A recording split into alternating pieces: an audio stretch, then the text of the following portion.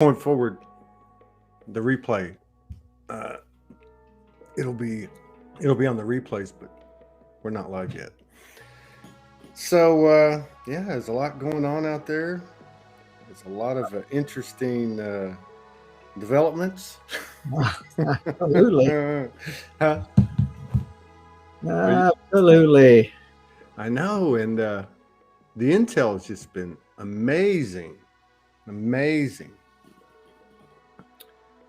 We publicized 3 sessions that we did.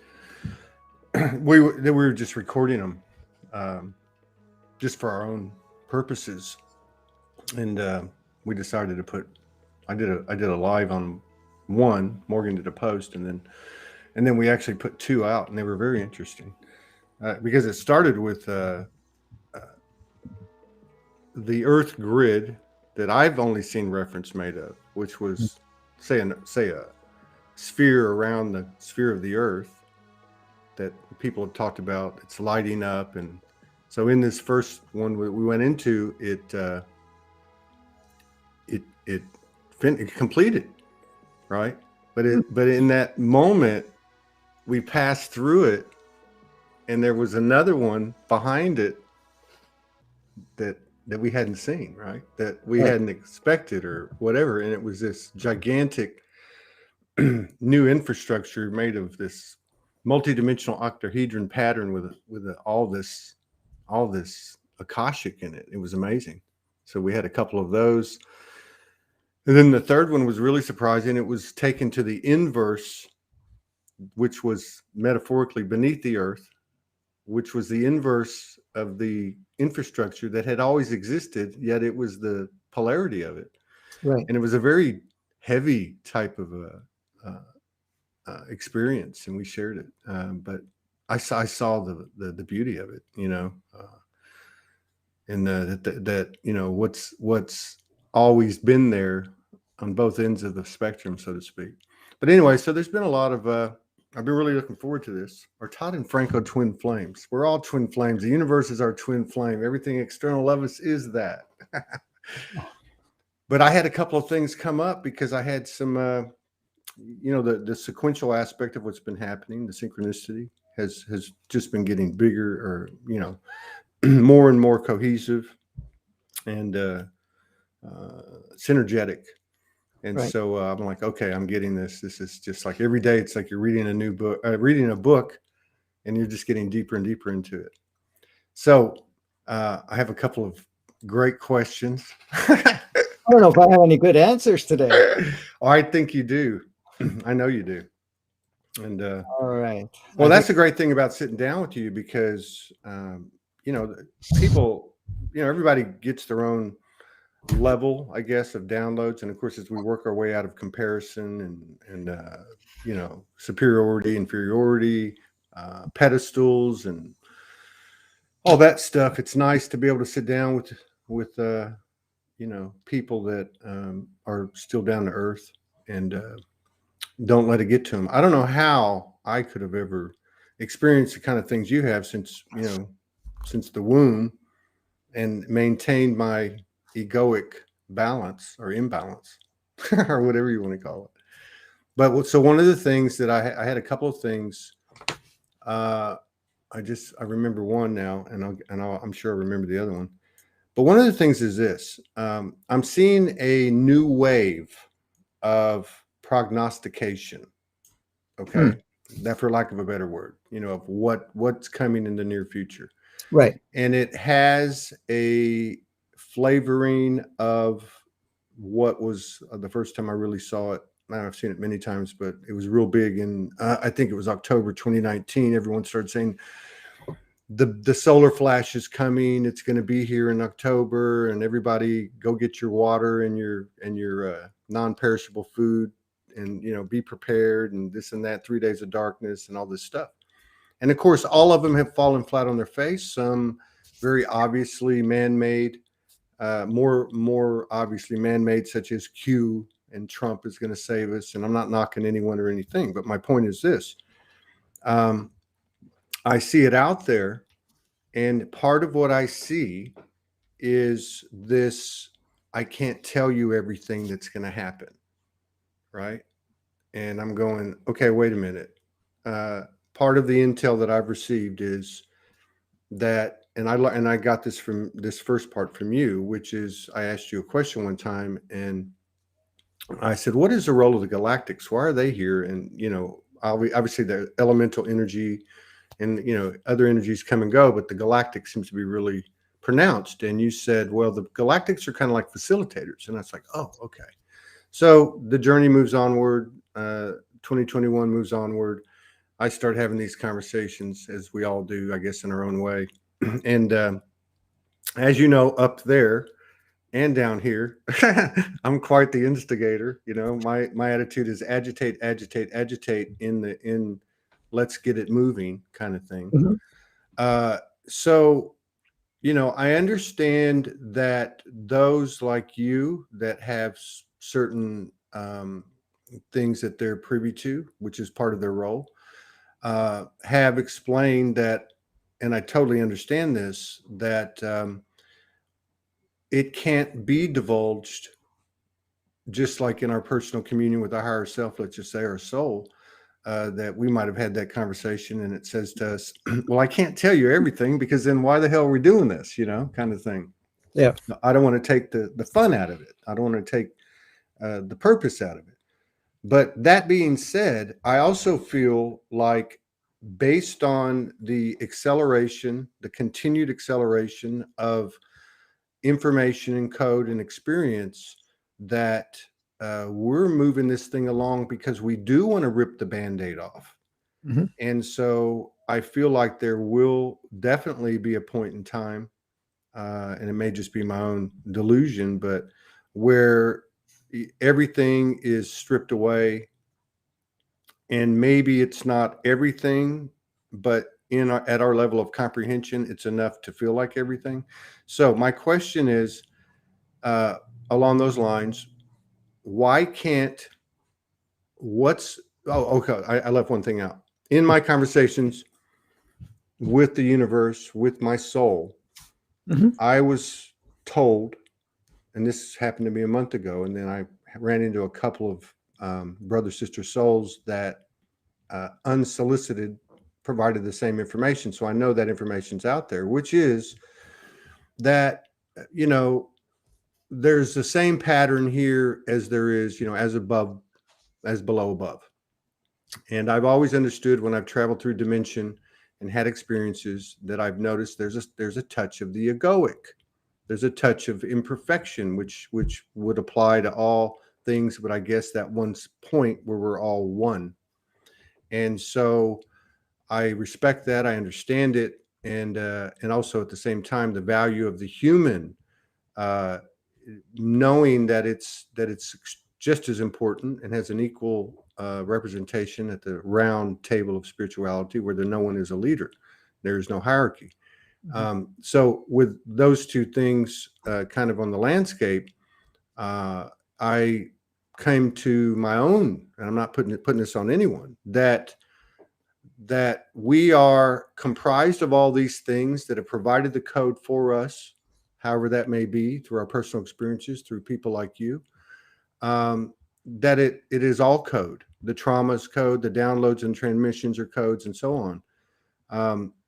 And so my understanding is that we are not aligning with any of this stuff. We are remembering, and that includes the galactics who are facilitating, those aspects of us that are facilitating, and that we are actually raising our frequency, or our combination of frequencies, to a vibration that is beyond any and all things, to include the facilitators that are galactic aspects, which sounds, partly could sound like it's superior, kind of a superior statement or a sanctimonious statement, but it's not, because I understand that if we can raise our frequency above that which we call the galactic frequency, that every timeline,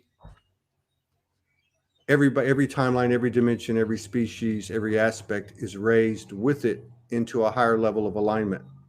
Okay, so having said that, why will we hold back any information that we would receive in that, in my opinion anyway, it is part of our free will and sovereign choice, if we're in alignment in our heart, not to buck the system, but to stand in our sovereignty and embody our sovereignty and be sovereign in regard to what we might think it was limited to, such as our governments, our religious institutions, our cultural paradigms, but to be sovereign all the way till we're one. So how would you answer that? I mean, is the lid being taken off? Where do you stand with it on a personal level? What do you see in the collective level? Can we just rip these Band-Aids off? Well, it depends on what Band-Aid we're talking about, because the thing is, if anything is held back, yeah, sometimes it can be egoic or whatever, superiority, saying, okay, I don't want to share it because I want to be the only one knowing it. Some people can play that game, especially when they haven't gotten their egoic part mastered. Because one of the things I understood from a very young person at the time, and even through my guide, that was very, let's say firm, okay, about it, had said, listen, you understand that there is a ego operating system, and it would love to grab that in one way or another and kind of make you feel either good, bad, right, wrong, superior, less than, whatever, and it's going to do that. And if you're going to be sharing anything and assisting humanity as you are here to do, and many of us are, at this point in time, you cannot have it run you. You cannot, because the moment it does that, the ego automatically changes the frequency, changes your vibration, and also changes the message, in the sense where the message now does not come pure, clear, full spectrum. It comes kind of deviated or something of that nature, which actually doesn't ring true. So some people can believe what is being shared, but does it actually trigger their own knowing? Because that's where it needs to hit, triggering their own knowing. And that has to come in very pure form with no ego. You can't come in and say, well, this is this way or that way, and, I am King Sheba, whatever. I'm just making stuff up, right? And, I'm going to tell you how it is, or that, I'm the authority, or you need to learn from me. No. One of the things I've always said, and you've probably heard me many times over the years, all I'm doing is sharing what everybody already knows within themselves and not accessing at this point. And, the sharing is also triggering their not only their own memory, but the codes that actually are, kind of dormant within themselves, so that people become empowered.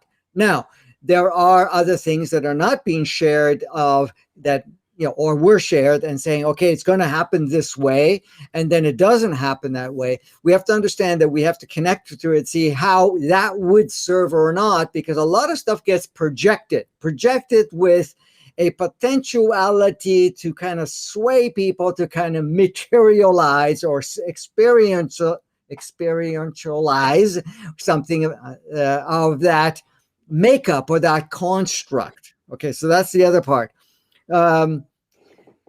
The how was I going to say, the part of saying, some things are not shared because it is something that is being simulated with a potentiality to see what an outcome would be. However, it's not there to create a limit. So I see certain things as potentialities, okay, that we have the potential to head in that direction, okay? Now, some people will receive the same, and then what they would do and say, okay, how do we see this of any benefit at this point in time? If it don't see it as a benefit, and the collective is supporting it even unconsciously, then you're going to now take in that experience and alter the experience and upload it into the collective, the field, whatever you want to call it, a different version of it, which encompasses a higher level of understanding and consciousness so that it doesn't play out. See, the thing is, there's two parts to that. And we talked about it a bit in the last time we got together 2 weeks ago, is people want to know what's next, how it's going to happen. Are we going to make it or not make it, or anything of that nature? Or is this going to be where, we have to go into survival mode or anything of that nature?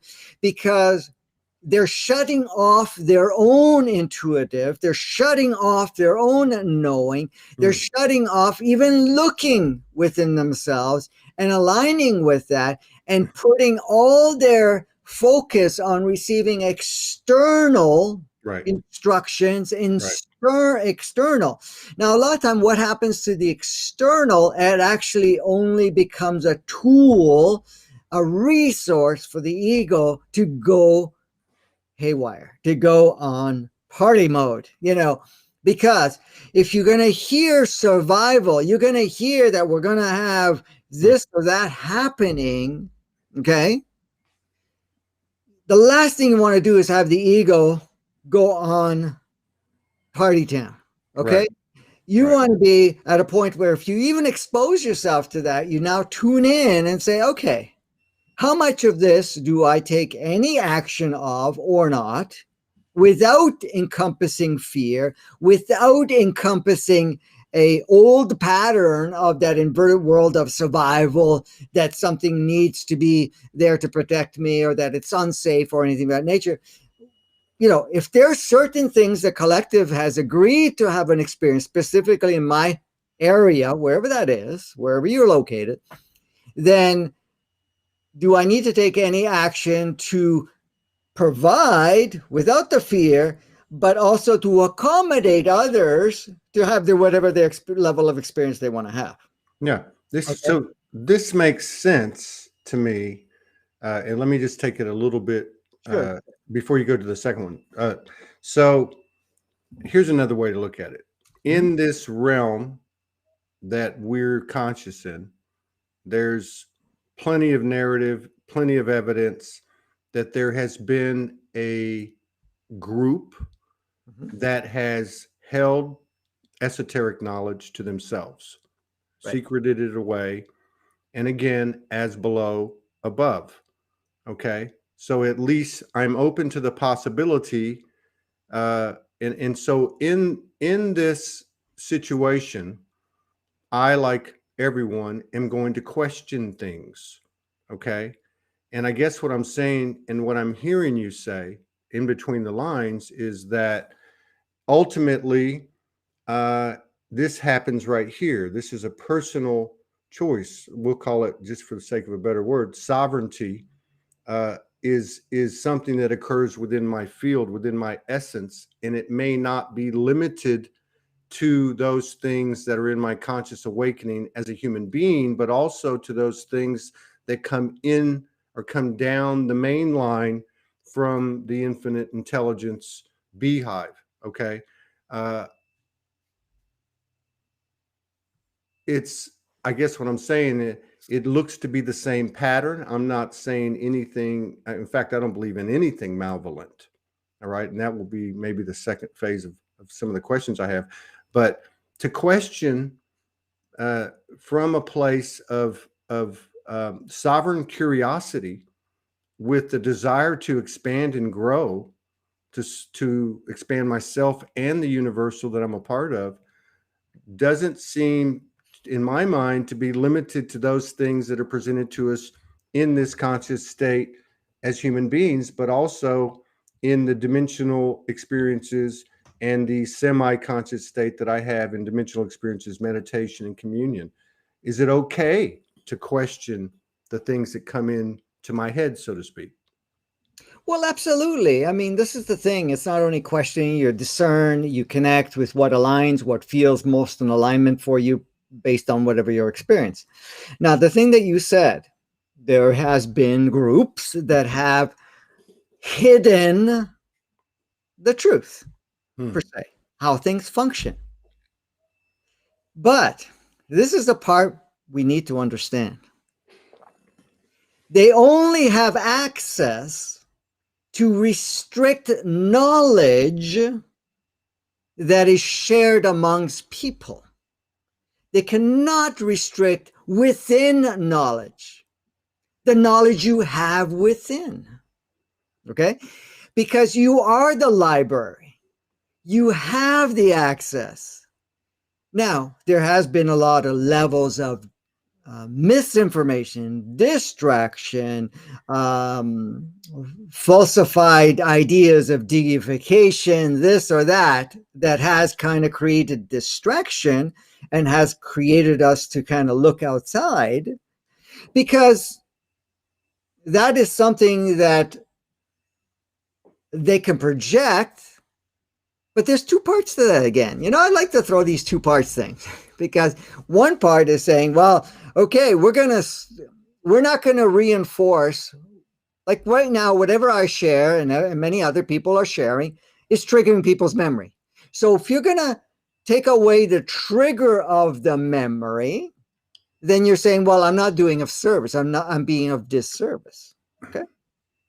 However, the other part is, if I take away confirmation and reminders, then while you're playing the game, and you can get deeply lost in the game and be enriched in the game and the polarized, you're going to come to a point where you're going to say, okay, that was fun. Now I'm going to access myself and look at the source of what really is and how the game is designed and what is my potential and what I can do. And not only that, what I am here to offer in all of this. So that's the flip side. So there's both sides. Yeah. So would you say we could sum it up like this, or add whatever you want to it, that we're on a trajectory? Everything seems to be dual.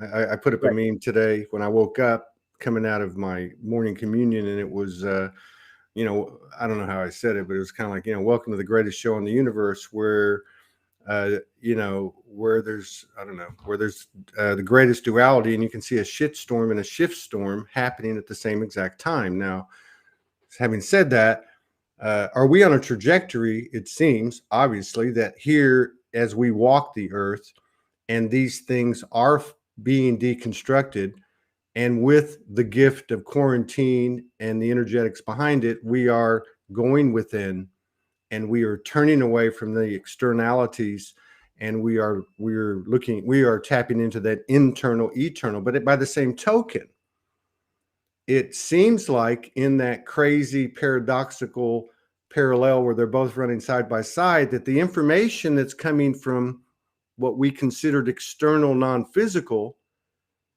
that in essence, that voice is going away.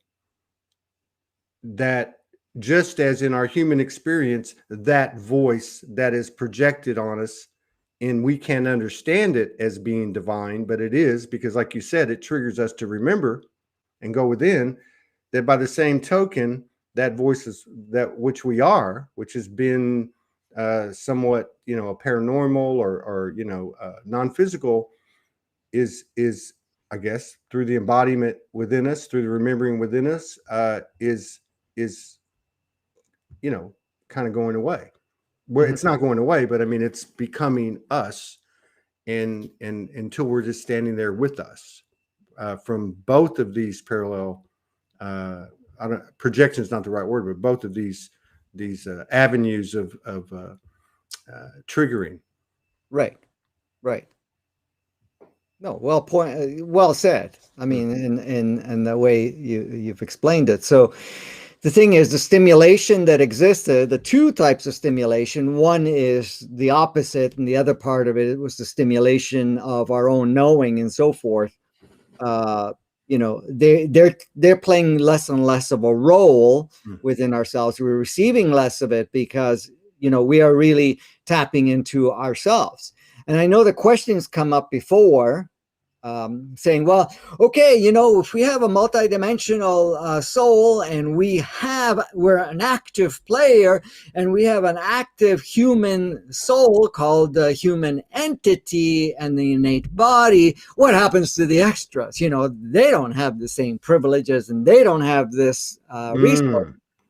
But the point is, first, it has an innate body that is connected to a lot of that knowledge. And then just because it doesn't have a very specific human entity, it's connected to the collective human entity, which is the full amount. And it will only stream as necessary what is necessary. It just doesn't have a specific signature, a specific channel that it focuses in. And the same thing with the multidimensional soul. So there may be one soul that is operating thousands of physicalities and so forth, but it is not embodied, but it has some form of connection. So it's not robotic to no degree. It may play that robot, but the one thing about them is that they're actually a lot more flexible than many of us, because they can jump from one role to another more instantaneously, because they're more taken on the task of being of service to other aspects of itself. They can flip from one state to another to be of service to Todd, and then to service of Franco, service of John and Fred, whoever. Regardless of what it looks like, right? Exactly. So that's the other part of it. So this is a perfect telepathic segue, because I said I got something.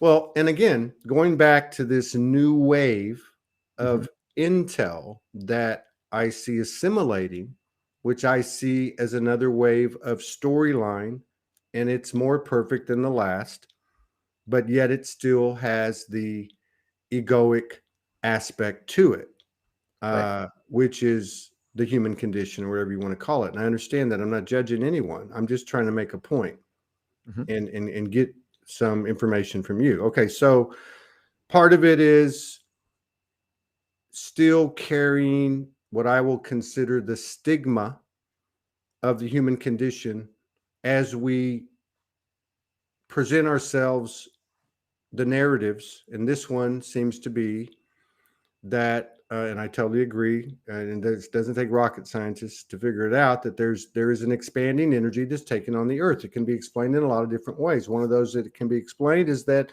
there are many walk-ins occurring at an inordinate level and a very extreme level. You could also say that the energy is coming in much, much faster, and we all know that it is. So what's the product of that? The product of that is that there's a higher level of awakening, awareness, and so on. But there's still a tinge, there's still a stigma aspect to it, which is there are these NPCs, these extras that are not on a level playing field with us, that think we are what we think we are, and that there is an element of soullessness. There's an element of darkness or evil from the human comprehension level, or the human understanding, that still sets us apart, that still doesn't jive with oneness is oneness. Okay, so can you speak to how this might be evolving, why it's evolving this way? I mean, obviously there's a certain element of alignment that just goes with evolution in the universe, but how can we get past this? When are we going to start seeing that everything is the same thing, no matter what we think in our lesser God mentality? And what's the purpose of it, if there is any, in terms of triggering us more? Well, yes, and it's that to trigger us more. But the thing is, at this point in time, we know that we're all one. We know that we're all playmates. We're all playing together, and we're going to play different roles. For example, like even taking kids playing in a schoolyard or something, when they did play a lot more in the schoolyard, and they would pretend and they would take on different roles and so forth. And they would switch roles or whatever it is. And you're not going to go turn around and say, well, that kid is an evil kid, or this is a good kid, or whatever it is. They're playing roles, right? So as much as a lot has been focused on, various role players out there that are playing a deceptive dark role, are, pushing agendas, are pushing narratives, are displaying where there is a demise of the human and so forth. Okay. If we're going to see it as they're evil and we have to fight the evil, then we're still projecting the separation. We're still projecting the polarization, and we're never really going to move forward. But the thing is, the realization, because I've seen people that used to fight me of sorts, when I say fight, resist me, let's put it this way, when they used to say, no, that's bullshit. You're just trying to convince us that everybody's an equal. No, they're bad, right? And the thing is, as long as you're in that mode, you're in their range, they're in that frequency. But what are you doing? Are you getting lost in it? Yes, but at the same time, what are you doing? You're reaching a saturation point. Because once you start accessing pure love, which is your true nature, when you start accessing and seeing that oneness, and that's what it's all about, you see them as another aspect of you. Then you love them for whatever role they play, and their role becomes more quickly non-required, and so they can be relieved of the role quicker. And it's not because we're going to bring them to Guatemala, Guatemala, whatever that place was called, and then we're going to execute them, cut their heads off and do this or that. That is still playing an ego game. That is still forcing the polarization. We have to understand that they are playing a role for that. I'm not demonizing them either, because there's a lot of people that project that. They're playing a role also to accentuate the last part of the polarization until we get to the point of saying, well, we don't choose to polarize any longer, and we see it for all the same. Because once we do, and we see it in that pure state, then darkness cannot be upheld. And it's not because you're going to destroy the darkness. The darkness enters the more fuller spectrum. See, you can't be on your mighty horse and saying, I am a light worker, and they are the dark worker. Because what you've done is you've taken full spectrum and divided the spectrums. So now you have only one side of the spectrum and then the other spectrum. How could you be experiencing pure love when you're demonizing the other side? Yeah.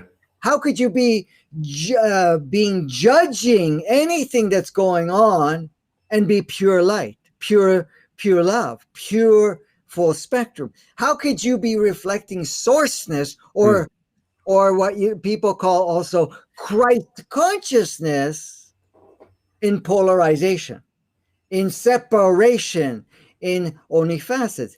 I've said this for a few decades, and people thought, you're absolutely on drugs, okay? And I love them for whatever they were saying at the time, because I can see that they're not there yet, and that's okay. There's no disrespect. They're just doing whatever they're doing, and I love them for it, because they're playing their role. The point is, when I said, when you are in 0 point, when you are in oneness, when you are in neutrality, you're now a reflection of source essence. You're now in pure completion of creation. You are now in that state where you can now design every part of it, rather than the thing. So when I used to hear people say, well, I'm a light worker, I'm this and that. Well, if you are, and I'm not saying that that's just a label, okay? But the moment you see that as the light worker, they're judging the other side, then you see that they're still in ego, they're still in polarization. And I love them both for whatever role they're playing, until they kind of get to the point of saying, wait a minute, I'm missing pieces of this. Right. Okay. This is an experiment I've done, and this is kind of natural experiment. And this is an experiment others may have done also, and I'm sure there are. When you embrace the person that you see as evil and say, listen, I understand you. I still love you for where you are. That roughness, that rebellion, that kind of whatever starts to fade because it merges. They start to see more of themselves. They start to expand and access more of their essence so that that role that they were playing starts to fade. I've had people that have been victimizers. This is even in the days that I was a kid, okay? And when I used to talk to them and I say, what really bothers you about all this stuff? Or, I can't remember the words I was using then, but why do you hate people this much? When you showed interest and a level of understanding, they softened up. And not only softened up, their walls came down, their victimizer role diminished greatly. And then they were open to become maybe a friend, maybe just to be heard, right? And then they no longer had to play that role. Now, some were hardcore and they decided to play that role, and then you just love them for the how to play the role. Go play the role, whoever you want to play with. But they're not going to play with somebody that's coming in with love because they're not going to feel that way. I had one time I got beaten up as a kid to close to death from this other big kid. I don't understand why, but I saw, some people came to the rescue of sort. They had to play their role. I played my role, whatever that was at the time. And, but some days later, I saw the kid and I still had love for this kid. He came to apologize. In fact, he embraced me and said, I don't know why I did what I did. He says, you still look at me and you're not afraid of me. And somehow I feel love you feel love for me. And I don't know how to understand that. Holy shiitake mushrooms, man. Yeah, Wow. absolutely. And this kid used to give me a ride on his bike afterwards. I didn't even own a bike then. But like the whole thing changed, right? Do you So, think that's uh you know I remember more 2 or 3 years ago Morgan wrote a post about an understanding she'd had from a few years earlier, which had to do with Jesus and the miraculousness of the healings that have been passed down, the stories, the anecdotes. And in the post, she talked about that he didn't heal anyone, that he simply reflected that which you're speaking of, mhm. and that in itself provides the transformation or alignment or healing, whatever you're talking about. Would you say that what you just told us about was an example of that? That's what this Yes, kid yes, was saying. yes. And exactly, exactly. This is the thing. We reflect love no matter what. And then it triggers within themselves that love they already have. Because everybody has love. Nobody's absence of love. We may have egotistic idea that I'm good or not good, this and that, whatever it is. But pure love exists in all of us. We may not be displaying it all the time, but I can tell you one thing. And you can tell me that I'm full of shit, Todd, and that's okay. Have I y'all don't care. noticed how as the shows have gone on and time's gone on that Franco's cursing a little bit more? You can say whatever you like because I love you anyways. All right. Okay. Even the one that plays the most darkest role is doing it with love. I totally agree with you. I've always said that. Yeah, There you go. I've Thank you. always said I think of my two chief antagonists in my life, and we all have them, right? Yeah. And I always say to myself, who better to play that role than that who is closest to you Mm-hmm. in the true reality of, say, the monad or soul family or whatever. Yeah, I get that. I believe you 100%. And, and my father was an extra, and he played the role immensely, because it didn't matter how much he tried to break me, okay, physically, and so forth. I just became stronger, because my resources was not external. The resources I had to tap into was me. Now there's two parts. Again, here goes two parts. One was the fact he played that role, and I had to get my own inner resources because I didn't get confirmation to that, which was one thing. The other part is whatever role he was playing at that point, and it made me so much stronger because there was so much projected denial of whatever I displayed and whatever I showed. Okay. Because one of the things he was trying to teach me is that I was too loving, too soft, and I let people get away things, and you got to be tough like he was, right? And angry like he was. He says, because anger intimidates people. Anger, you get whatever you want. And I said, no, I do it with love. I gave the example at that time that you can attract more flies to honey than to vinegar, right? Right. I don't think he ever got it, but anyways. Well, he did at some level, right?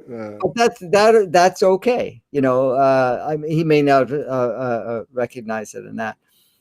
But I knew that when there was an agreement for him to come into my life as my father, or play the role of my father, and my mother playing the opposite role. I mean, she was different in the respect of what roles they played.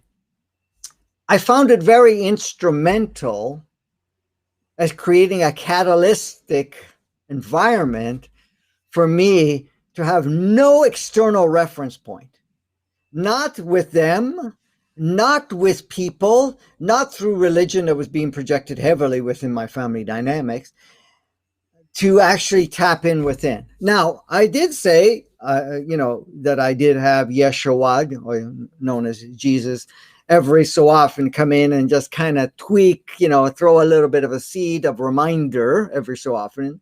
But I had to rely on within to kind of use my own navigation. It didn't matter what the picture was displaying on the external, to say, what do I want to experience? How do I want to feel this? Now, I cannot say, because it wouldn't be true, that I did not have a level of intense experience too, from the human inverted aspect of it here and there. But at the same time, I also had the other part where was that knowing, to see the perfection in all of this, that there was a movie and whatever it is, even though sometimes the body said, well, this movie seems a little too freaking real, because there was extreme accentuated pain, accentuated whatever was going on there, right? But at the same time, it kept me solid, and also to use myself as my own reference point. And when I say myself, all parts of me, the body, the human entity. Well, I didn't have a human entity at the time, and never really got the chance to have that type of human entity. It was more of an alien entity at the time, which is not there now.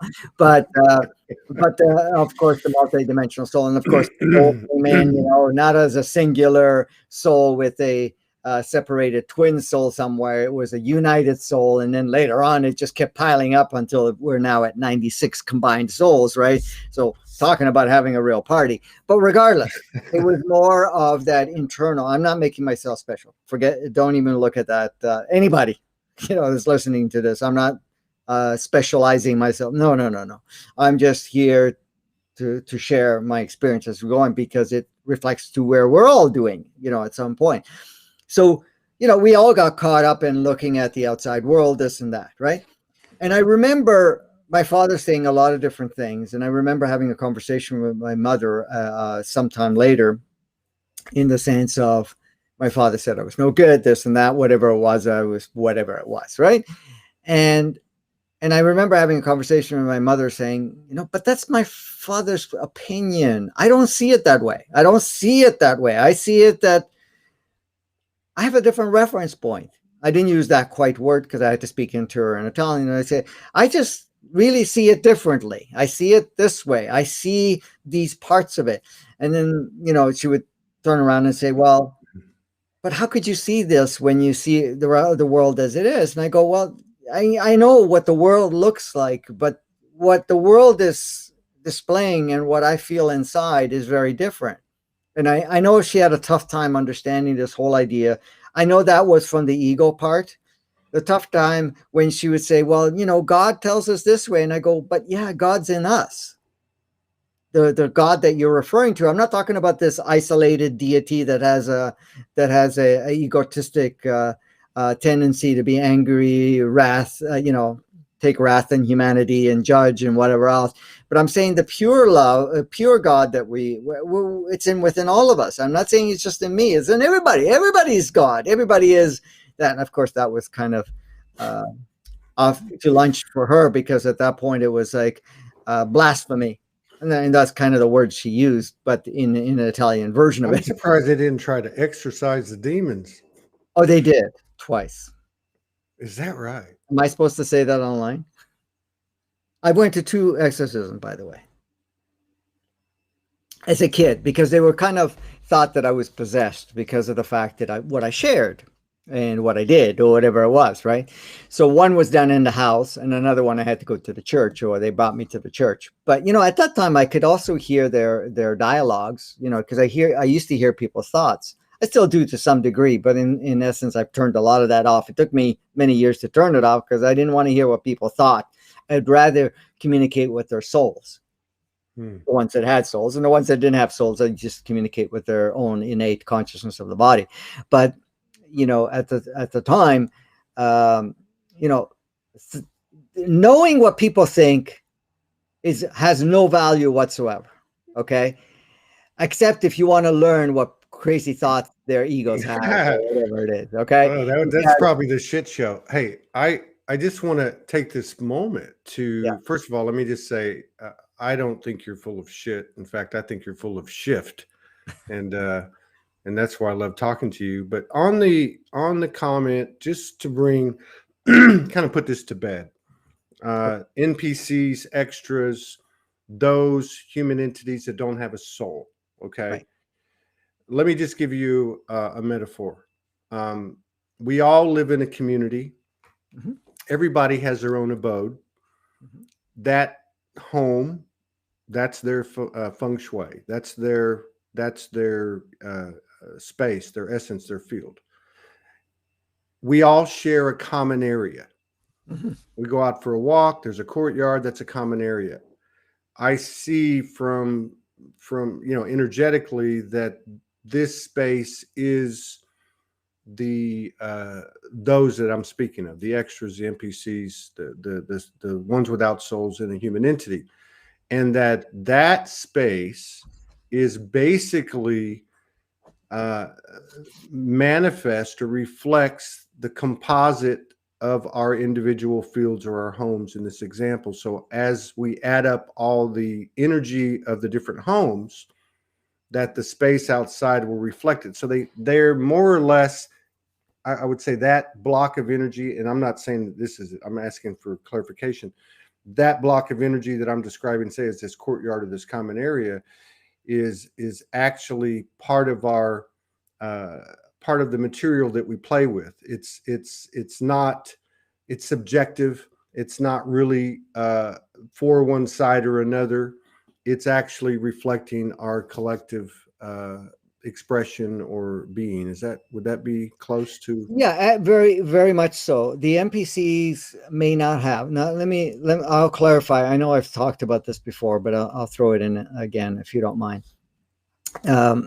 so that people understand. Okay, the only difference of the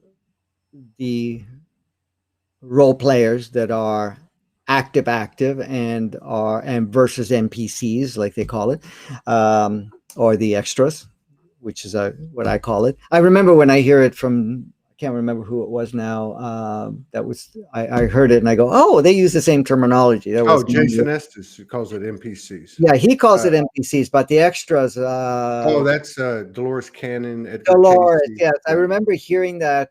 I don't know, maybe 5, 6, maybe longer years ago, and I remember, oh, they use the same. She called it the same thing as I was calling it at the time. But anyways, the extras for itself. First of all, they're all aspects of ourself, anyways. The difference is, okay. So the ones that actually have a soul, that means they have a multidimensional soul with a very specific signature. That specific signature and that soul brings multidimensional experiences, because really, what are souls?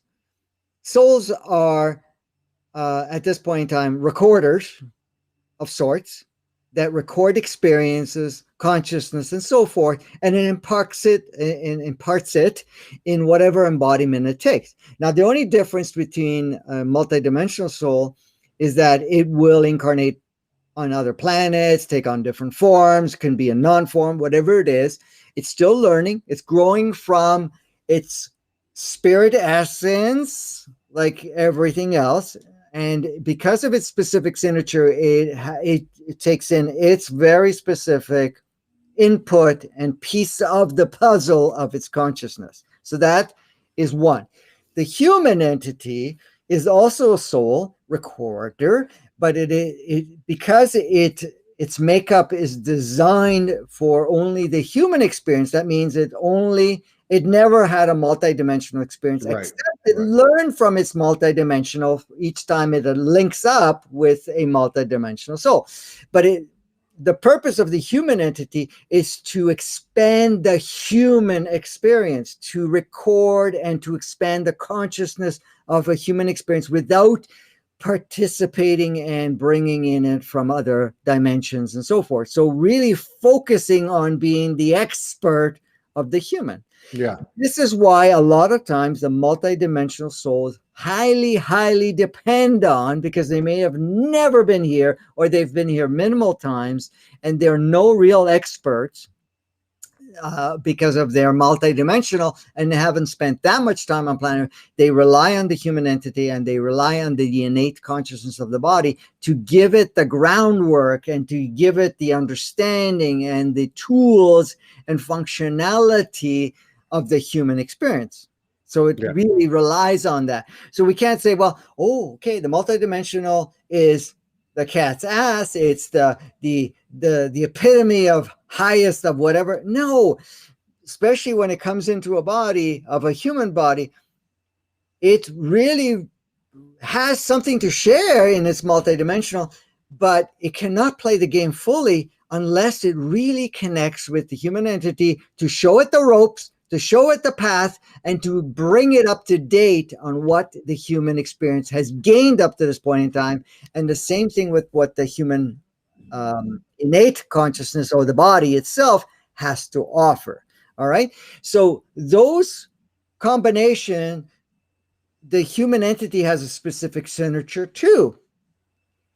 So the specific signature of the human, of the multidimensional, of the human entity combining together with the innate. And again, the innate consciousness also has I wouldn't say a signature, but it has a very specific band frequency within itself to be able to create uniqueness for everybody. So the display of the body is going to always be slightly different. Okay, so that's that part. When we're talking about the extras, they does have what we call an innate consciousness, but you have to understand the extra is connected to the collective human entity, and it might not be bringing in the multidimensional, but it has freedom to connect. That's right. Everybody else's human multidimensionality soul, and to say, I can play whatever role or connect with many. Yeah. And I got it. I got it. I so got it. Yeah, I get it. Okay. But I wanted to make sure others understood, because no, I got it. I just want I want to spit it out so you can confirm or add or subtract. Okay. Yep. So I love what you said, because first of all, I've never heard this one, that the soul is like a recorder, and that makes total sense. I'm a fractal. My soul is a fractal. It's, you know, and people talk about it all the time. God is experiencing through these fractals. And then you said in the case of the extras that they're not linked in the same manner to the multidimensional. Let's just put it that way. But that they are able to access it through those souls that they interact with. So what that tells me is what I've always innately known. You know, people talk about, hey, some souls were born on Earth and some came from somewhere else. And I've always said, well, you know, there's something to that. Now I can see how it works, because let's say that the Earth was created. With it, there's an evolution. And we don't have to get into all of that, but now you have this, let's just say, one human entity, one extra, let's just say that is chicken and the egg. It's formed, it's there. It starts to interact with these multidimensional souls and have a human experience after human experience in different incarnations. And I can see that growth. That, because to me, anything that is created has the unlimited potential, regardless of whether you start as a rock or as a deity. Okay. So this is where what this has brought to me today. This is why I was heaving before I talked to you, because I knew something was coming in, you know, in a good way. And so I get it, because this element of narration that is coming out in a wave again, this self-importance, this mentality of the lesser God, I know what I'm talking about and you don't, includes this. Mm-hmm. This is an all-inclusive affair. Right. And nothing is left out. And I love the way that you explain that, because I believe that when you speak these things, or I speak, or someone else speaks these things, and it is the highest alignment of truth in intention, and understanding and openness, you know, as I serve myself, I serve the collective, whoever it is, that it is infused into our experience, whether the whole world's watching this person speak it, in this case you, or not. So I really appreciate the clarity. Thank you. Well, thank you. And thank you for wording it in even more understandable ways, you know. So this is what makes it complementary, because you can crystallize it and reshape it in certain ways that, you know, they get two viewpoints, people to trigger their own. It's a buffet. Yeah, exactly. And that's the beauty of all of this that's playing out right now, is that, you know, we're realizing it more. And the reason, you know, the whole thing about the extras, NPCs and whatever else, I don't want people to get caught up in the idea, because this is going to be an egotistic roller coaster game, feeling that, you know, there's a superiority of the ones that are active and the ones that are not. Because the thing is, you got to look at all of it is still part of the whole. Okay. All of it. And you said the rock, right? Okay. The rock is recording the experience of humanity moving through it, all sentient beings, and Gaia's response and everything else, because it's still part of the whole. Every part is observing, learning. I know this because I've been a rock. There you go. Okay. And the thing is too, and I wanted to bring one thing in, because I wanted to touch bases on something I was going to say earlier, but I didn't get there, because we kind of went off to different directions, because we can go off in lots of directions. You know, sometimes people, you know, when we were talking about, you know, the negative role players and the positive role players, or whatever it is, you know, the light work or dark work, or blah, blah, blah, whatever. We have to understand, most of us, in one way or another, have played both sides, because it was constructed that way, that you would play both sides, until you get to the point, of course, that all changed, where it was no longer a necessity to play both sides. You can play any side. And then you get to the true form, there is no sides, right? Mm. So somebody can say, well, such and such is an evil person and see them less than. And then you say, well, I'm a good person and I'm better than. Remember, Well, I do this and I do that. Yeah, and that's just the flip side, because I can tell you one thing.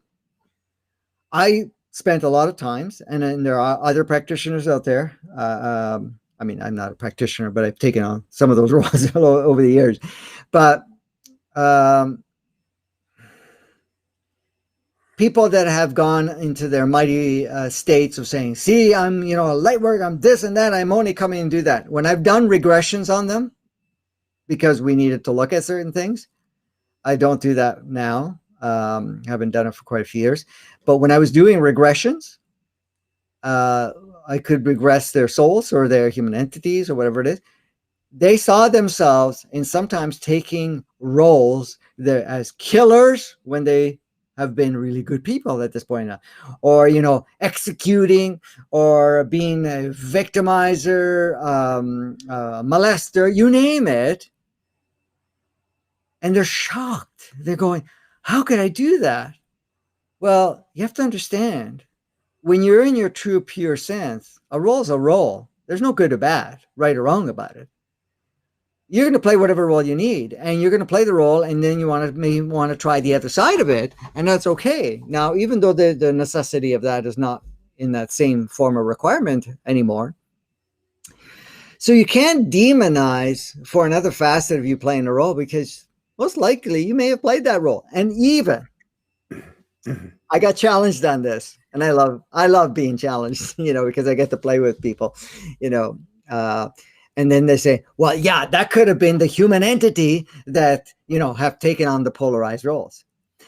But I am a star seed, and I'm coming from a higher dimension, and I would have never played that role in that part of it. And I go, don't think that there's now no polarization in higher dimensions. That's right. And That's on what I was saying other playgrounds or anything of that nature, because I can do it, and I have done it. I've proved it to them where I've regressed them, and they saw themselves blowing up whole freaking planets in some cases. And they're going, what? How could I have done that? I go, well, no wonder we had our memories erased. well, yeah, especially when we're playing certain roles, because, we could see ourselves in whatever.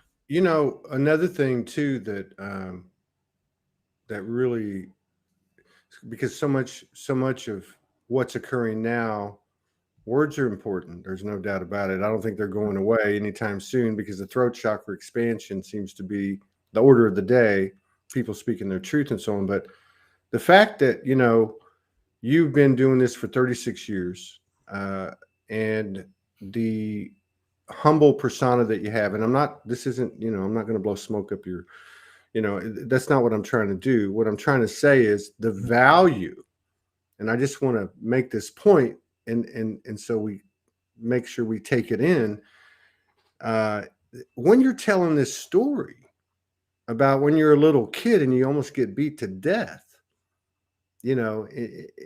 not, and although it's important, the perspective that you had and the that you shared, and the example of a being going through something like that, and we know at its core it's energetic, but your one of your gifts was to have that awareness as part of your preparation for your journey or whatever.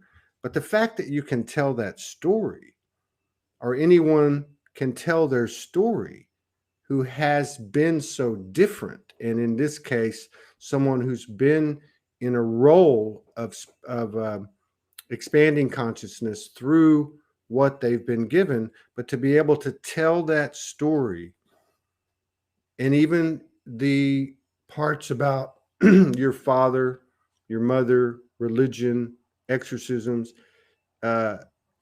just to hear that type of thing without a charge, I think is another thing that I'm starting to see come out, especially on this show, where people can talk about their experience from this higher perspective embodied within themselves, it's such a different frequency than that which we came from, you know, the toxicity and I guess victim consciousness. So I just want to make that point, both to point out that we just actually saw a great example of that, but also to encourage people to think about that within themselves, because that's a powerful thing. It's very subtle, but it's very powerful to be able to hear something like that with no charge. Yeah, let me throw a little piece in because I got distracted again before. You know, at the time I was able to, I was open still to the idea, to the capacities of hearing people's thoughts. And I remember going to the church, being taken to the church, and it wasn't inside the church. It was just kind of behind the altar thing, whatever they called it. And, you know, there was two priests and the holy water and the Bibles and whatever else, and saying whatever they were saying. But I could hear, you know, so my mother's there like blessing these priests for doing what they were doing and, you know, putting them on a pedestal of sort, right? Meanwhile, I can hear their thoughts. And they were saying at the time, look at this evil woman bringing a demon child, blah, blah, blah, and all of these other things. They were judging my mother for me, right? And so I was kind of laughing, you know, whatever. I wasn't doing anything that, you know, is portrayed in the movies. You know, no, I was just laughing with the whole thing. But I also said to my mother at the time, I said, only if you knew exactly what they're saying. They're not saying very nice things about you. But of course, she wasn't open to hearing that because, you know, priests are holy and they're good and whatever it is. And not that I was trying to say that they were evil, but I wanted to point out that, you know, they also have very negative thoughts or whatever it is, or say negative things, even though they weren't verbalizing it at the time in that space. Wow. But anyways, that I wanted that's an amazing example. You know, often you think of connectivity, you know, the cosmic web, and you think of these positive things. Mm-hmm. But what a great example, almost like a you know, a life review example, like people talk about when they transition and they come back, to see the repercussions and the ripples of their own energetic, you know, projection. So here is a woman who's carrying a field of awareness, or whatever you want to call it, of something's wrong with my kid. Mm-hmm. Yet when it goes into the etherics, you know, which you had privy to, it's being shined right back. Yeah. Which is really interesting. That's really interesting because I always think of, you know, the ripples going out and not coming back. But I guess it always comes back, doesn't it? Right. Wow, that's trippy. Yeah, and the thing is too, I mean, she was set on the fact that she wanted me to be like them in a sense. Priest. She wanted you to be well, not like so much the priest, but more like you know, follow the religion, follow the rules, follow this, follow that. And I used to question it. I mean, I used to get in trouble at the school because the school was run by nuns, and you know, and I never spoke out in a nasty way or anything like that. I would just say, well, how did that come about? Who made that up, or whatever? You know, I wanted to have clarification, but they didn't like that idea. They must have wanted to wring your neck. Well, let's put it this way: I got to feel what a ruler feels like, a pointer feels like, and a strap feels like on my hands and legs, and stand in corners time to time for being non-compliant. Not. Well, I don't feel so bad now. I thought I was just a little hellraiser in Catholic school. The 2 years I spent in Catholic school, but yeah. So, I mean, the school stayed very vigilant to that, but then there was more. You know, at first there was nuns, then there were a little less nuns and more other, but they were all strict all the time and whatever. But you know, the point is, and the one thing I had to learn also at the same time: don't tell my parents that what happened at school, because you just get more of it. That's all. It was like, okay, that doesn't work. There goes the physical manifestation of what I just said. We're not going there, you know. Yeah. It's like, how is Smart, it? but that's a smart move, because like what I was just saying about the thoughts this woman was carrying into the church and what was being reflected back to her, that's actually another good example of conscious creation, in that you were not going to carry it with you. You had the experience, but you didn't spit it out, because if you'd have spit it out, it'd come right back to you, right? I mean, Right. that's brilliant. Yeah. So I felt that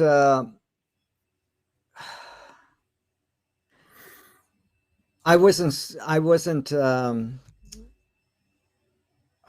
what's the word for it?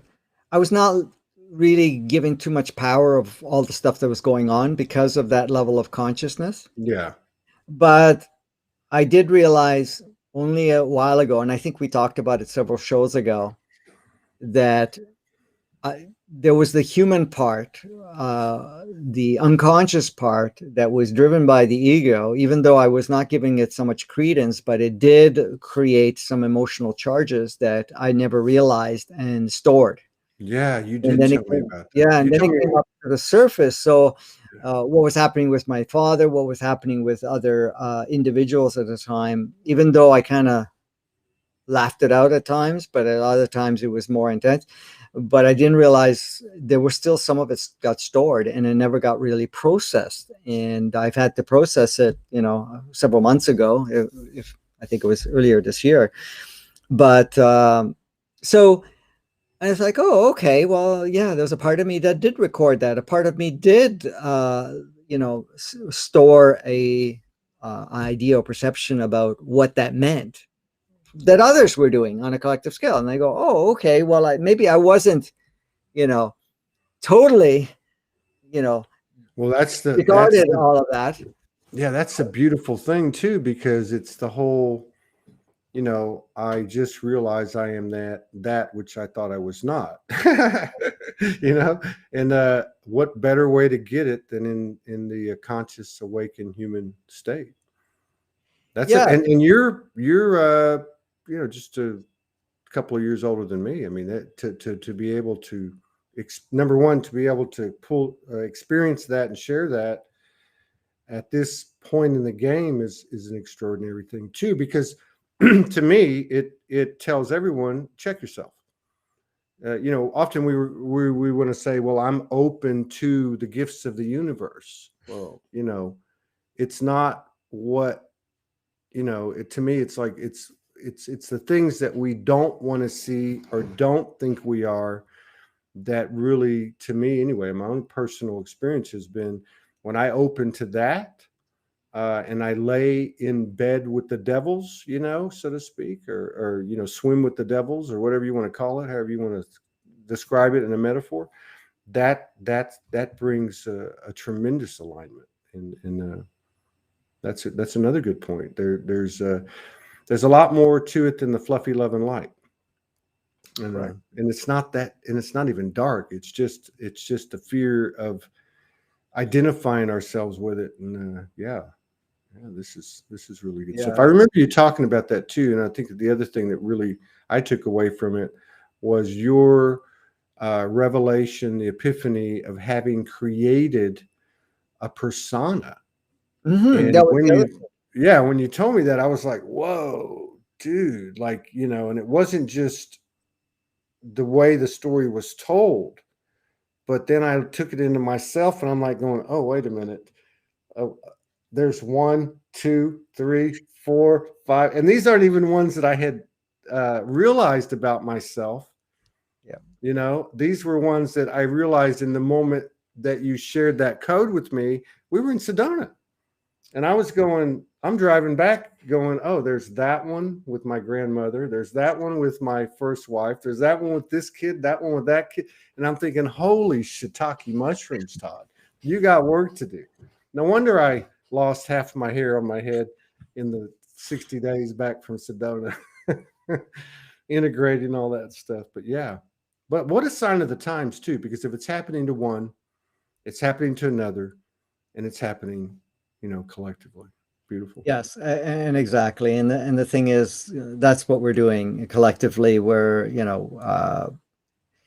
You know, the thing is, everything that we've taken on, no matter even those other personas and personalities and whatever else, you know, they all gave us multiple different experiences and whatever else. But, you know, you come to a point where it's no longer of necessity, and you want to say, oh, okay, well, I can now let go of that one. I don't need it anymore. Um, Sometimes you don't realize that it's there because you get so used to it, and it becomes transparent. And then, you know, with all the stuff that's going on, and I think I told you the story because there was a person that came to, a friend of ours that came to visit, and we were, Yes. and Yeah. just said it, which got me to look into it. And then I discovered it. And so I had to deal with that. And then when she came back like a week later, I said, well, I have to thank you for that role that you played and for sharing it. She had no recollection of it. I said that. I don't remember saying anything like that. Why? Because my higher self communicated with her higher self and said, you need to say this because it's time for him to see this part and say it. But the regular overall consciousness didn't need to have that as a reference point, and she didn't recall at Wow. all. Yeah. I've But experienced it stuff was like that, and impactful. I've heard of that stuff too, happening as well. You know, it's like having the product of a session without having this officially having a session, right? I mean, it's like, so let's shift gears. Okay. So obviously, you know, you've got part of your purpose is to, you know, be able to give us kind of a state of the union. You know, every every time we get on, we're like, man, last month was a, you know, but yeah, I mean, it's such a wild ride this summer. We move into September. 9 is the number of completion. The Septembers have been really, really, you know, the same energy the last few years, which is kind of like coming out of this, going into that. Good energy, good momentum. But this thing about the polarities running side by side seems to be front and center. You know, where these extremes of, let's say, the physical, non-physical, truth and illusion, whatever it may be, seem to be like walking hand in hand. Now, I don't know if that's what the theme is, but I'd love to hear what your thoughts are. Why is that seem to be becoming amplified? I can only think it's for good reason. And also anything else you can add to what might be going on now and what we could expect. Well, if anybody wants to get more detail, the episode I did yesterday on advancing consciousness, I gave an update. Excellent. And it's What the was the very name? What was it? It was actually coming on. I saw it come on, and it was coming on right when I was going on. yes, So yes, I most saved it on likely. my. But so, Yeah. what was the name of it? It was number 89, and it was called, I'll tell you right now. Give me a second. Yeah, so it said basically update, and then it said and activational process to supercharge you.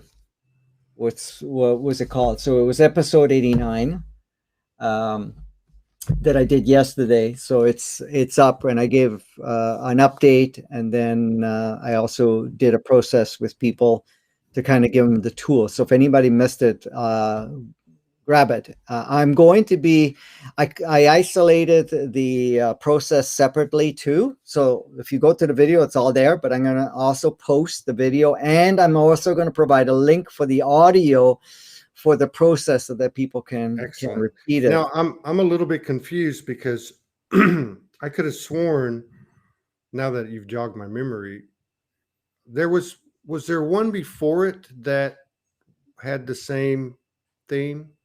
Because I could have sworn you had one, and then I went to look for it and I couldn't find it. Okay, Uh, so number 88, that one was called a look at our world and the current and our I current remember that reality. one. But Yeah. was this reset? Was it And then was there it was another one, 87, that was called Facing the Truth or Our Reality I and must be Our confused. Role. I must And 86 was, what was it? Using the upcoming intensities to become more of you. But 89 was, the title was basically update and activational process to supercharge you. Okay. Okay. Gotcha. So next episode, which I do on Tuesday, unless I have to reschedule again, which I'm not planning to, but you never know. So you did reschedule. That's what I was I getting did at. reschedule. It was Okay, supposed to that's be, why I got confused. Okay, I yes, got yes. you. Sorry Okay. about that.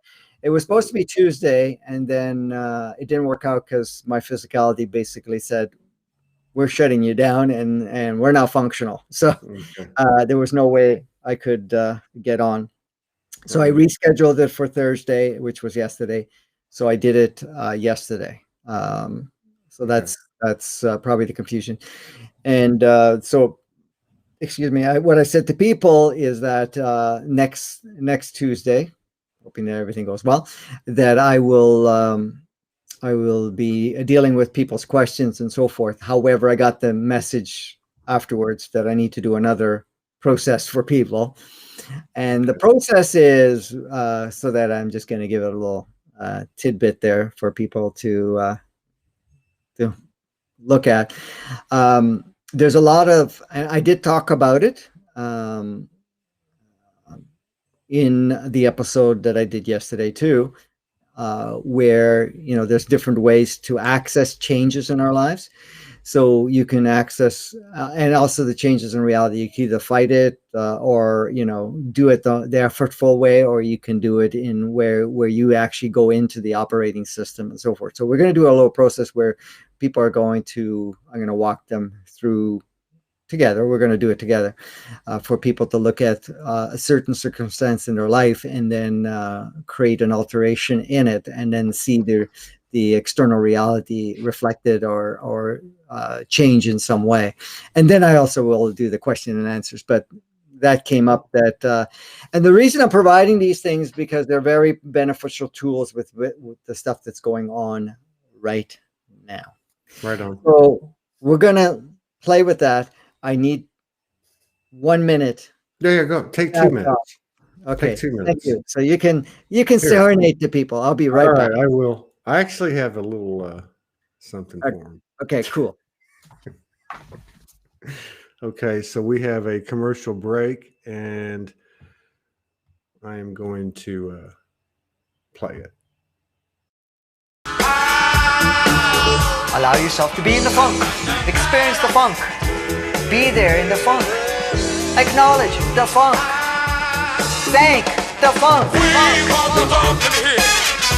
Be there in the funk. Experience the funk. Acknowledge the funk. Thank the funk.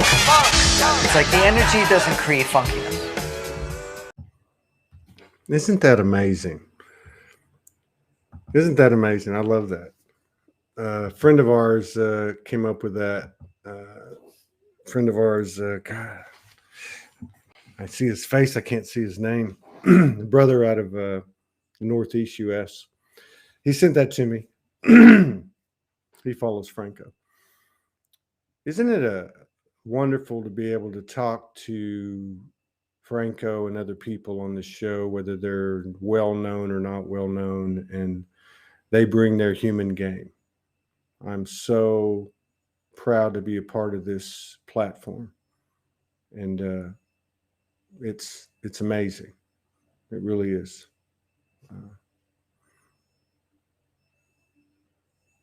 Truly. I have that on my my dashboard here. That's how I found it so quickly.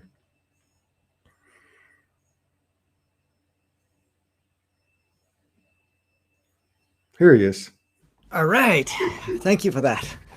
You're very welcome. Whoa. All right. I don't know what you played, but I'm sure it was cool. Anyways. It was a bit funky. Oh, okay. I'll have to check it out later. So it was the same clip, that one that my friend sent me. I can't remember his name. I wanted to thank him. So I mean, this craziness, this duality playing in ways it's never had, so amplified. It's so Point of context. What? Like Well, Joe Biden press conference, and Todd walks outside, and the mother tree says, "Would you like to align with me today?" Like these two things happening at the same time within minutes of each other. It's just a small metaphor, right? Like, is that just my imagination? And what else is going on? well, the thing is, you said, first of all, the truth. I mean, the thing is, many of us, and I use the word us all the time because sometimes I get involved in it myself, but us being all of us, one other, kind of look for the truth outside of ourselves. Okay.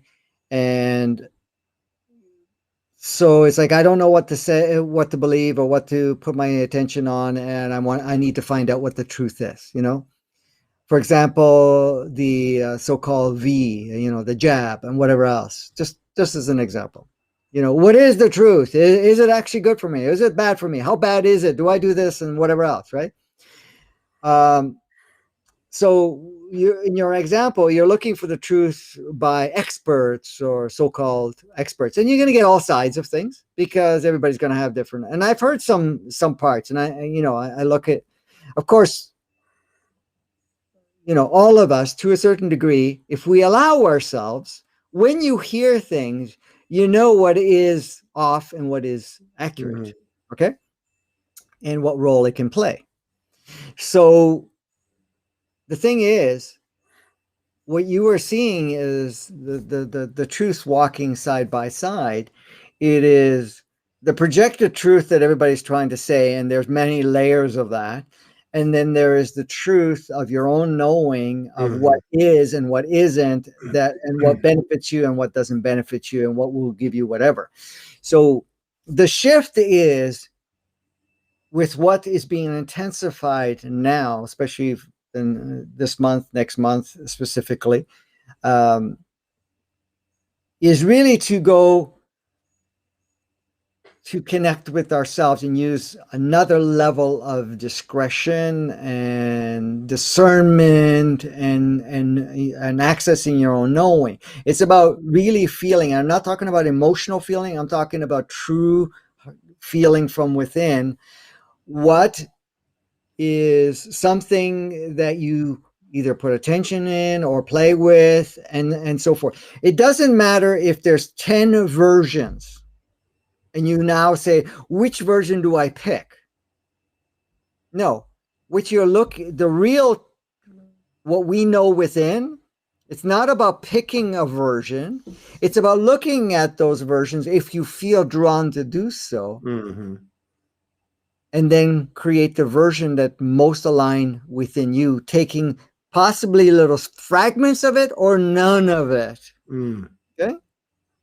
Like, with my own personal experience, I share my experience just for, how can I say, for relatability. I would hear what people would say, and whatever the media brings and whatever else, even the so-called alternative information, whatever it is. When I hear it, within myself, I would know, oh yeah, it's not that way, it's this way. In fact, when I hear it, it actually fits in pieces that I wouldn't have gotten if I didn't hear it, because then, over the years, I used to love to hear stuff that was skewed, because my higher self, automatically, my higher self would say, no, that's not true, but this is it. This is how it works. And that's how I learned within myself as the human observing all of these things.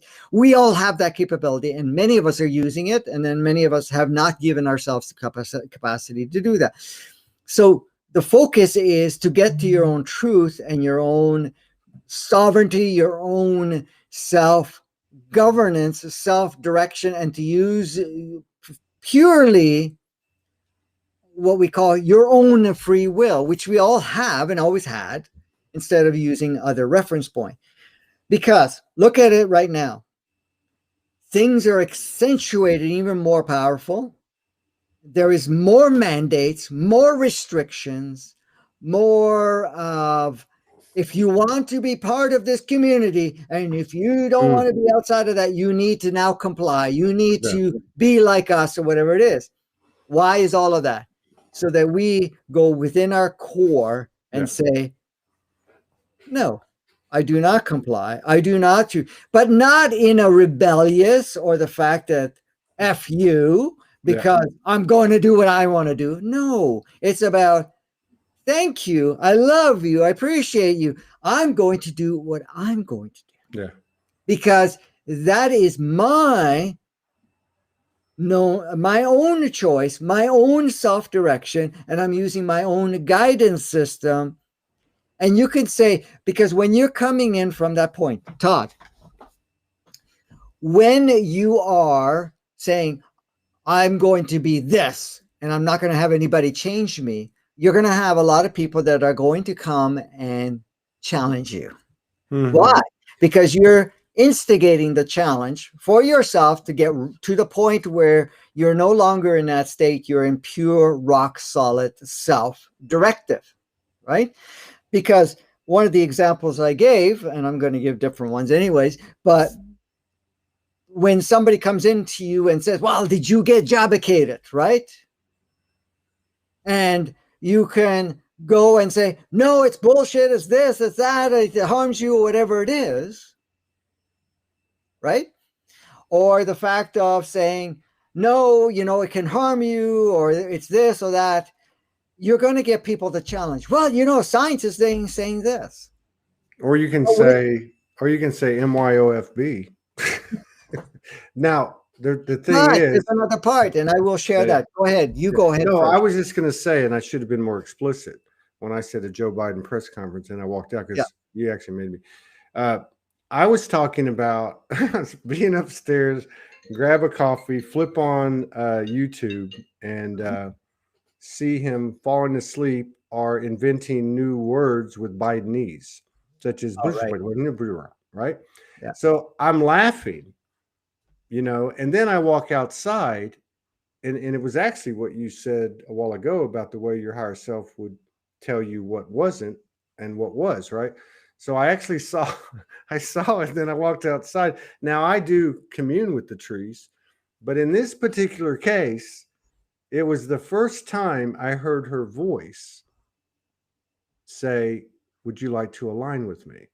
So that's what I was talking about. It wasn't that, and not to take anything away from what you're explaining, because obviously it's relevant in a lot of people's minds. Well, it is. And yes, so the invitation that you got from the tree is, come and play in our playground. And, it's kind of,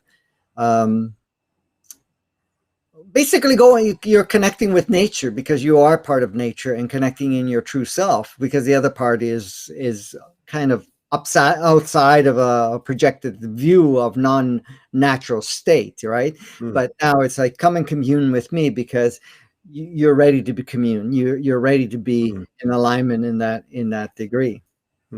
So to go back to the other one, because you wanted to know what was part of the update. Yes. So the other part of it, when you are rock solid within yourself and you are coming from that state, when somebody comes to you and says, well, did you get jobbicated or whatever else, and you're coming from that rock solid, and they go, yeah, I understand a lot of people are doing it, whatever that may be at this point in time, but I kind of respect my body, I respect myself, and I kind of tune in and see what my body says and what I feel within myself, if I'm all in alignment or not. So I just kind of respect that. They don't know how to handle that, especially if they're coming in from that point. And, oh, okay. And then the topic drops. And I've done that many times now with other people. Well, did you get jabbicated? No, it didn't resonate with me, whatever else, or it didn't feel like something, I just use different words for different people. It's almost your higher self is the one that's communicating. And it just changes, rather than saying, well, science is this and science is that. That's a good one. Yeah, because that's a good one. You're just going that I respect my body, I connect with my body. My body said no. And somebody turns around and it's not being coerced into going one way or another. It's a matter about staying rock solid. So that's what the focus of this month and next month is, to really stimulate and say, well, there's a lot of different narratives, a lot of different stories, a lot of different information, but what truth do I believe? Like I was saying, I have 10 options or 100 options. What truth do I believe? What do I believe? You say, I don't want to believe anything. I want to connect with myself, and I govern from myself. And then I know exactly what I need to play with and not play with at any point in time. And you're no longer using the external as your reference point. I love that. But you know what ends up happening? When you're using your internal self-guidance, you start to shift your reality, your relationship with your reality and with others. And then you'll see that whatever oppositions and polarization starts to change. And even if it is reflected, you're not going to have to hold guard, because you're already in that pure, full oneness state. And then whatever doesn't want to merge with that oneness will just kind of move away, whatever it is. So it's very, very different. So that's what the focus is in right now, for the next the next couple of months specifically, that it's for us to refer within and not to connect with everything that's going on. And then when you connected with the tree, it says, come on home, because you're that's what I mean. It's like the parallel. It was and then the way you explained your own experience, it was the same pattern. And I love what you said about this third choice, right? It reminds me of the mashed potato story. So I was married, I had 3 children, and I went through a divorce. Got remarried. My children come to stay with me for the summer. And my youngest son walks into the bedroom. He says, Dad, I just don't understand why you and Mom can't be together. And this kid, and I knew that if I went one side or the other, that was polarizing. And so finally I realized, okay, wait a minute, this kid hates mashed potatoes. And I said, well, it's kind of like this. It's like, you don't like mashed potatoes. And he's like, I don't like mashed potatoes. I said, well, to me, like, it's like eating mashed potatoes. And to your mom, it's like eating mashed potatoes. We would have to eat mashed potatoes to be with each other. And he's like, oh, okay. So, that's just a funny anecdote, but that third option that you provide is actually it's just a different flavor of it, but it's actually that same thing that we talked about earlier in your experience with the bully, because you're basically projecting it, you're reflecting right back to them, to that person, And even like the bully, if they don't even know what it is, they don't have anything to say, because you haven't followed the norm of choosing one side or the other. You just said my body says no, which is beautiful, the middle road.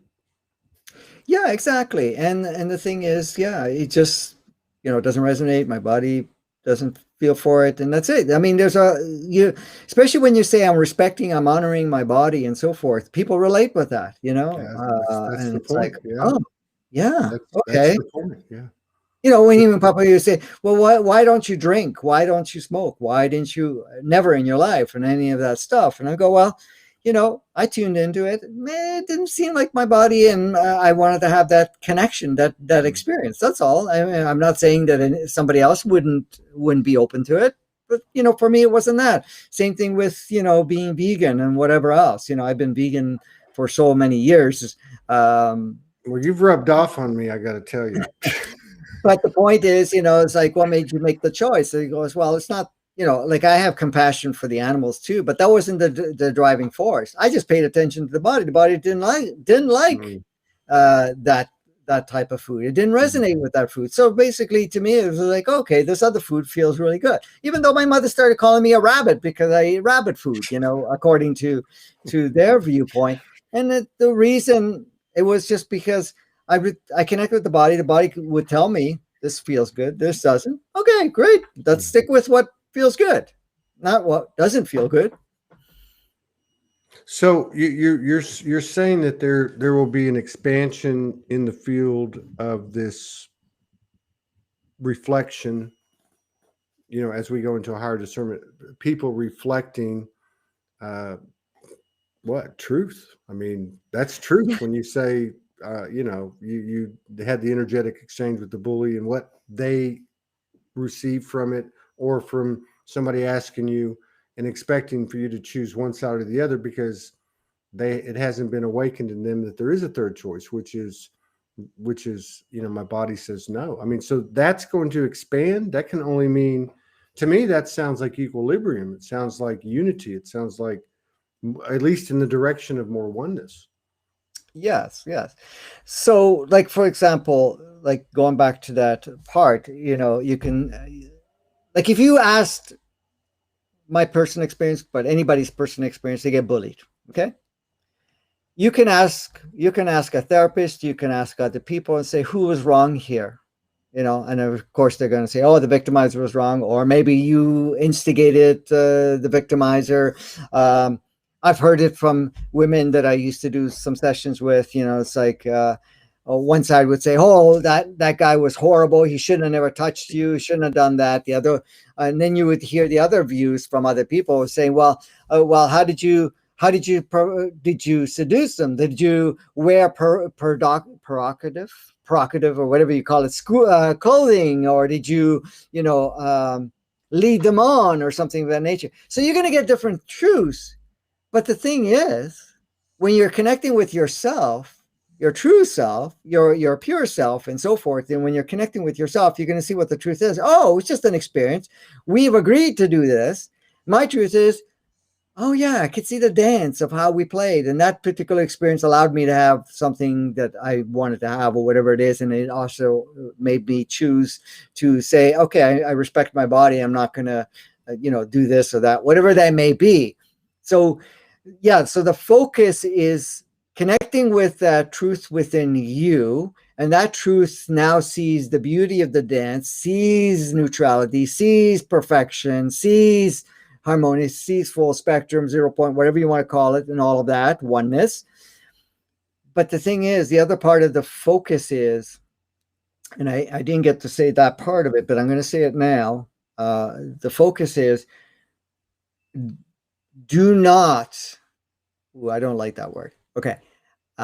Shift your focus on from the external to the internal. And I'm not looking at the internal emotional and stories and whatever else, but the internal of what feels really aligned and great for you, like feels like home within you, and start to envision, dream, and imagine that world that feels so amazing in you, not ego version of it where, you have lots of riches and you have toys and you have playmates, you have that can be part of it, but it's not. If that's the focus, then it's not.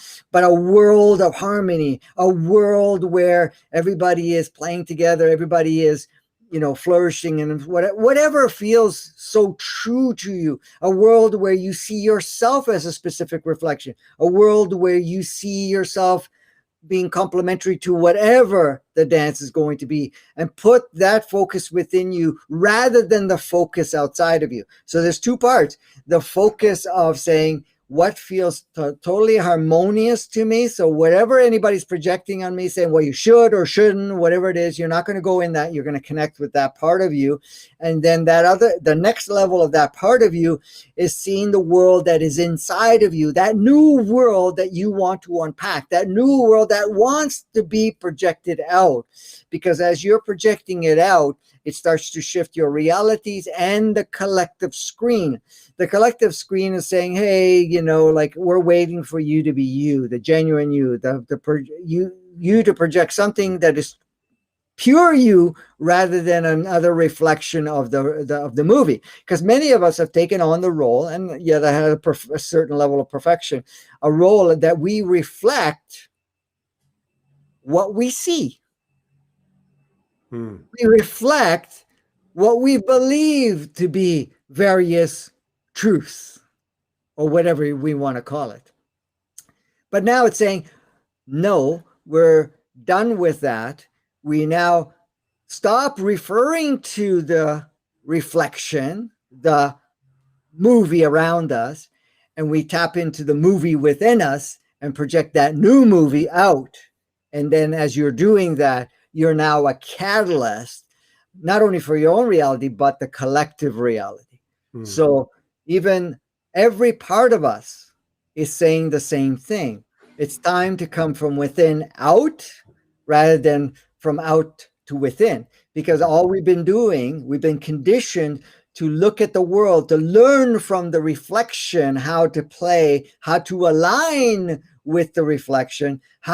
Look, I said this some years ago and some people thought I was crazy, but then later on, many years later, they kind of understood it. I said, there's two things you can do. You can learn, learn how to play the game better. So you go to school and you learn how to play the money game, how to play the social game, how to play societal game, how to play the game better. Okay. So let me learn how to play the game better, or you change the game. You create a new game. Right. Right. When you get to your genuine self, you came here to play a new game, to project a new game, not to learn to play the game. This is why some years ago, this whole theme started where we deprogram ourselves, deprogramming ourselves on how to play the game better, to changing the game to what matches our higher. I like that. There is a distinction too. This is good because I think it captures some of the transition that's occurred in the last going on 2 years. The old methods, I guess, versus the new way, which is both require some deprogramming. But in one case, you're deprogramming and reprogramming to conform to that which already is there, which is like trying to conform to something that's not in alignment to begin with.